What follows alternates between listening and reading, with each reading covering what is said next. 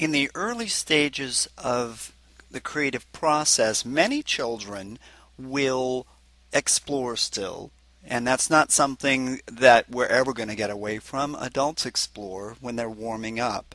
They noodle on their instruments or they noodle with their voices or whatnot. That's exploration. When I send kids off into small groups, it's really not a small group at first. It's an individual. And the individual will explore, possibly sing something, reproduce it on an instrument, and that will be their thing that they add to the whole. So what you have is more of a stew of sorts than a soup. You can see the little chunks in the sectionalized form of things, but it's not a whole. And when we're raising the level of sophistication, it needs to be seen as a whole at its inception. When they first come up with these ideas, it needs to be a whole piece instead of, that's cool, why don't you just put that right there? Again, this is fine, and yet if we're trying to increase children's level of sophistication in how they approach music, then we need to encourage something more. Listen to the last piece. The gentleman created it together instead of separately and bringing things together. Notice the level of sophistication that the children are using. Notice that there are predictable phrase cadences, there's predictable punctuation at the end of certain sections. Notice that they're even having an improvisation solo time for each instrument towards the latter half of the piece, maybe 2/3 of the way through the piece. So there's a little cadenza or solo improvisation with each instrument. Notice also that most of those improvisatory aspects incorporate one or two of the rhythmic elements that has been used throughout the piece. This is a very highly sophisticated piece relative to the other music making in class, and to help children to encourage children to use more sophisticated ways of envisioning and creating their music, I need to provide them models, and the strongest models happen to be students.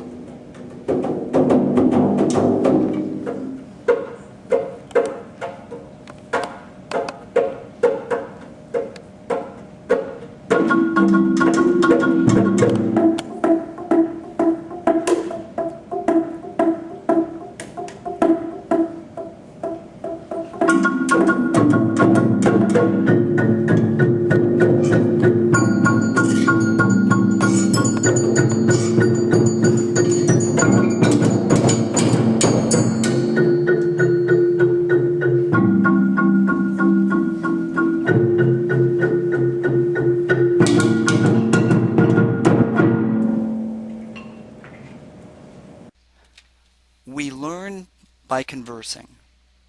We share information one to another. In our room, we share musical decisions, the choices. We share music and we have conversations about why we made those choices. The boys chose to have these little solo improvisatory elements in their larger piece. It was a willful decision. So now the pedagogical ball is passed to me.